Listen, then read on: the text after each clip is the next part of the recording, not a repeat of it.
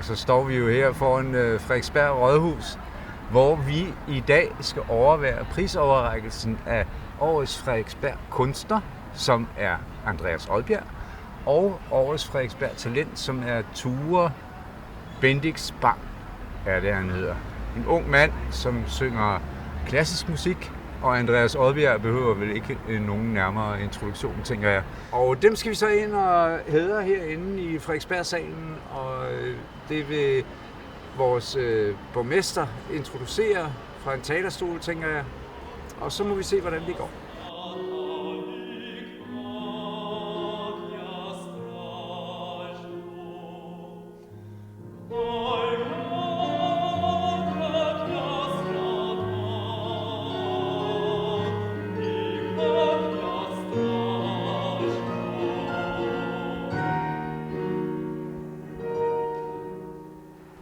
Kommet her i festsalen.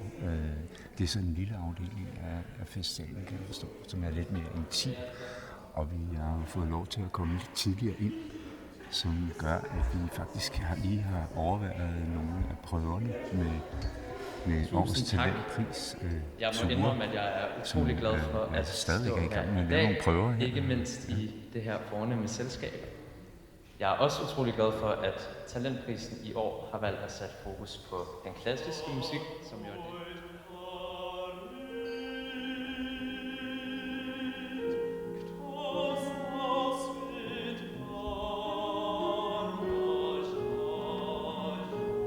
Ja, nu står vi jo her inde i salen og lige overvejet nogle af de der prøver, der har været. Og nu har jeg spurgt Ture, om han ikke lige vil svare på nogle spørgsmål. Og det har Ture sagt ja til. Ja, meget spændende. Ja, hvordan går det, Ture? Det går godt. Ja. Jeg glæder mig til arrangementet.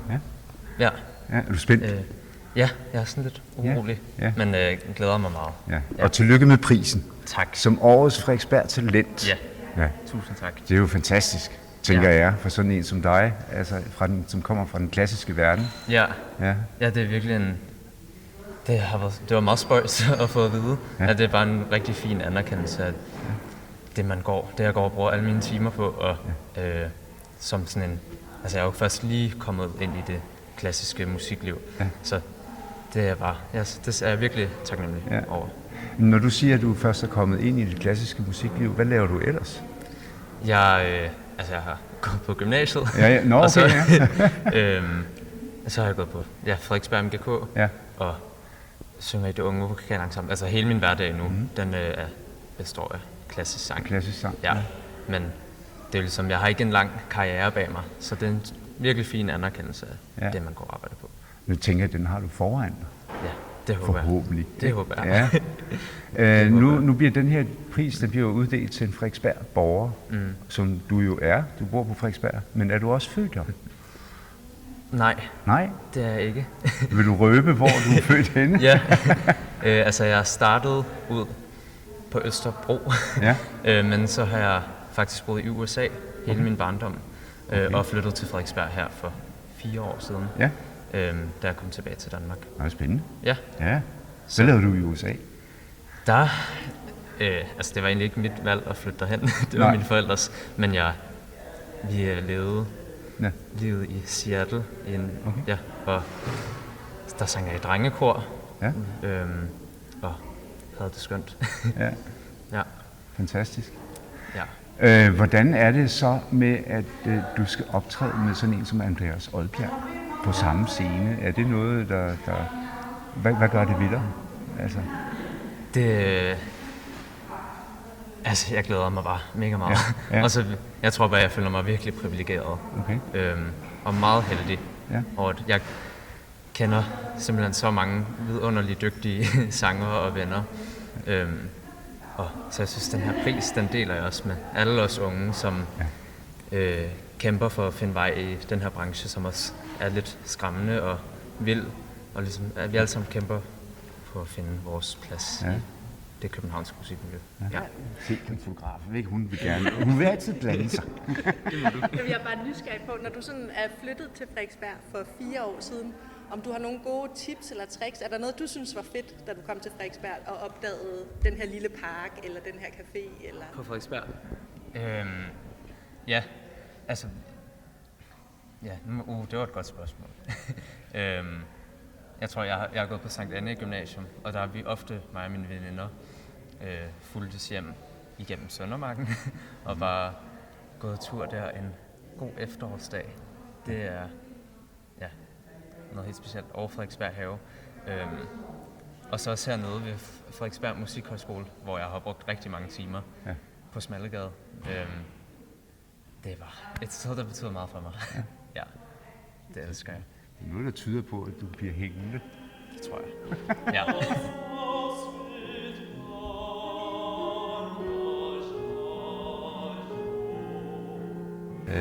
Nu står vi i den store sal. Du kan lige gå med her, Marie, hvis du lige går med og kigger lidt rundt her. Det er jo festsalen, den store af dem.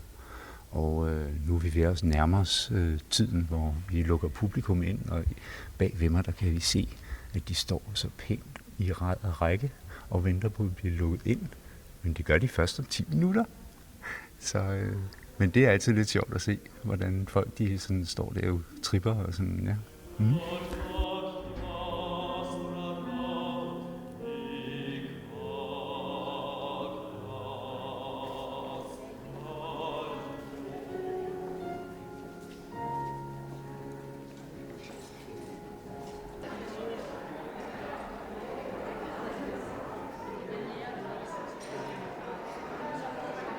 Og så blev det tid til at overrække prisen som årets talent.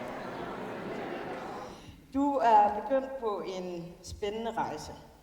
Du var en af de alleryngste, der blev optaget på MGK. Det er yderst sjældent, at klassiske sangere optages så tidligt netop lige der. Du synger med en tydelig intention, der viser, at du faktisk har taget stilling til det, du synger, og hvad du vil med musikken. Jeg er derfor stolt over, at jeg på vegne af hele kommunalbestyrelsen kan overrække dig prisen som årets Frederiksberg Talent 2025. Tusind gange tillykke.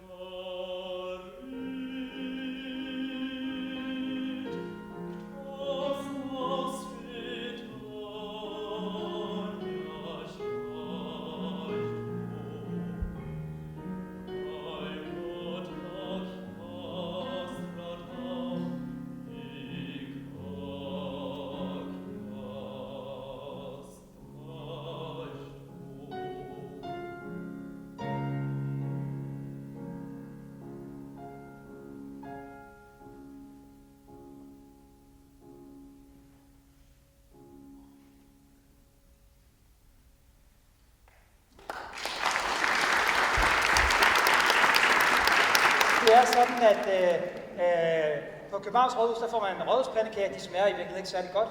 Til gengæld, det får man ikke her. Her får man Frederiksberg-vafler, og det er der. Så dem må I endelig tage nogen af og tage noget at drikke. Og ellers vil jeg bare ønske jer en fantastisk fredag eftermiddag. Marie, hun er helt optaget af de der Frederiksberg-vafler, som de hedder. Og det er jo noget, man serverer her på Rådhuset. Hvordan smagte sådan en vaffel? En Frederiksberg-vaffel? Ej, de smager sgu virkelig godt faktisk. Det bliver jeg nødt til at give dem. Der er noget... Det giver noget helt særligt. Ja. Der er nogle virkelig gode. Det smager af nougat. Altså, der er sådan, jeg tror den der med nougat-creme. Der er virkelig noget lækkert. Ja. Det gør de sgu godt, det vil jeg sige.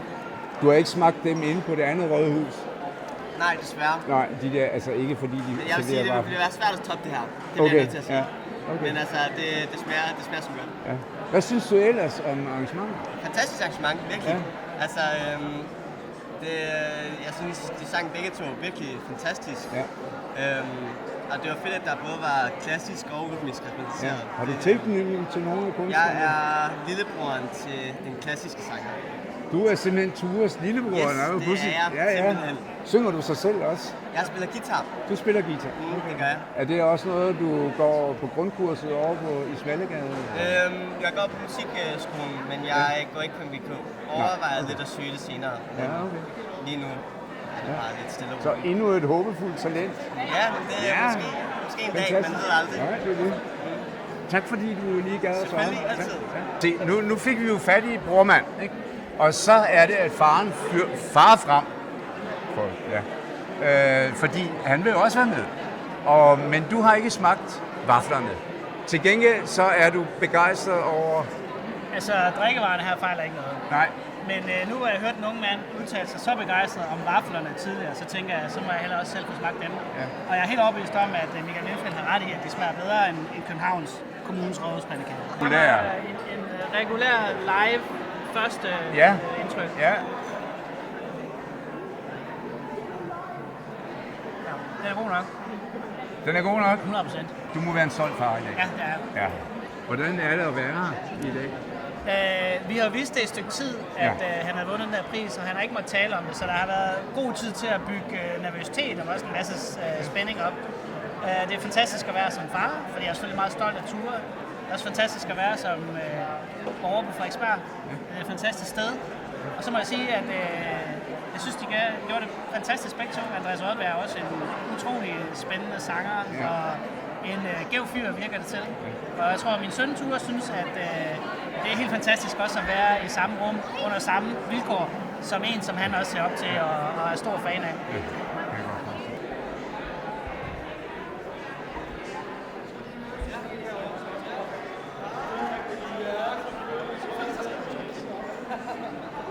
Der var mange Andreas Odbjerg-fans i rummet, så der var gang i selfies-maskineriet over hele linjen.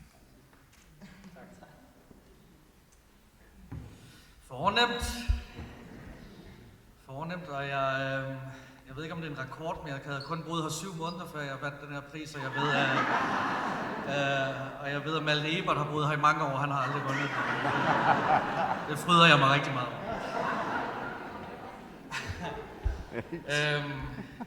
Jeg stod en dag i kø nede ved Slagter Friis. Foran mig stod der en ældre dame, der tror jeg har boet på Frederiksberg det meste af sit liv i en meget flot pels. Hun sagde til slagteren, Gud, hvor er det dog dejligt at være et sted med nogle ordentlige råvarer igen. Nu har vi været i sommerhus i 2 uger og kigget ned i sådan en almindelig køledisk. Det er jo ligesom at kigge ned i helvede.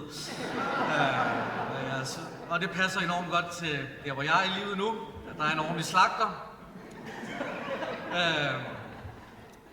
Fra hjertet tak. Det er jo fuldstændig stadigvæk surrealistisk for mig, de her ting.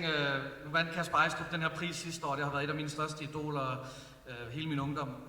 Og det sætter det lidt i perspektiv, hvor sindssygt det har været. Det er gået meget stærkt, når der bliver sagt alt det her med, at min sang bliver brugt i alle de her hensener, så ved jeg det jo godt, men på den anden side så føles det også, det er kun 5 år siden, at jeg stak snuden frem.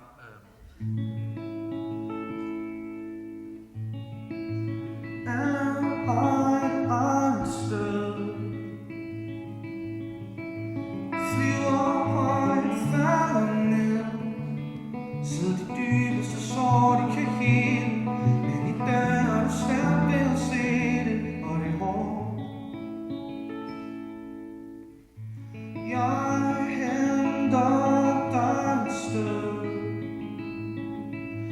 Vi ser solen gå ned. Jeg har rødvin og smøg, og du tager. Sidst var det mig, og du var der.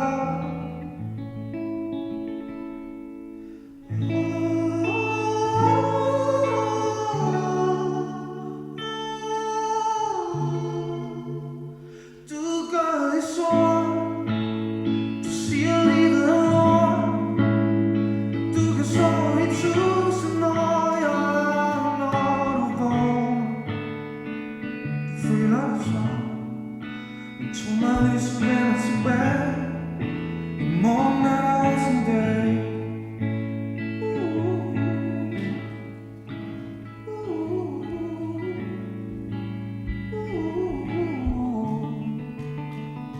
Du føler dig svag. Men tro mig, lyset vender tilbage. For i morgen er der også en dag. Du er ikke til besvær. Skjul ikke tårer her. For de løber så fint på din kind. Og det letter dit hjerte, du ved du har skåret.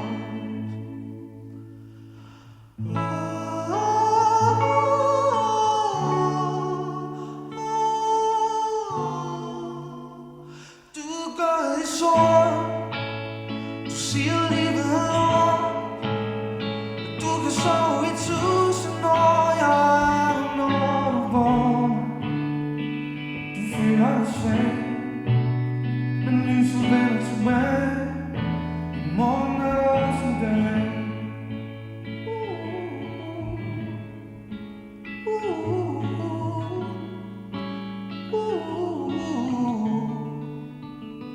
Du føler dig svag. Men tro mig, lyset vender tilbage. For i morgen er der også en dag.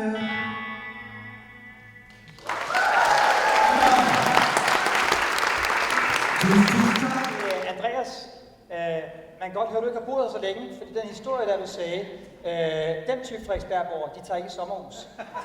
De tager på landet. Men det skal du nok lære. Og vi fik også lov til at få en snak med årets Frederiksberg-kunst. Hyggeligt. Og Marie, min fotograf. Og vi kommer fra Frederiksberg TV. Jeg elsker lokal-tv. Gør du det? Ja. Jamen så er du kommet det rette sted. Jeg synes, det har noget charme, som er gået død i de andre store kanaler. Ja, og det er jo det, vi ikke vil hen af. Ja. Det er jo ikke det, vi vil lande i hvert fald. Nej. Jeg synes, der er nok mainstream, så der må være plads til alt muligt sjovt at lave. Ja. Hvordan har du det? Jamen, jeg er da glad, opløftet og stolt.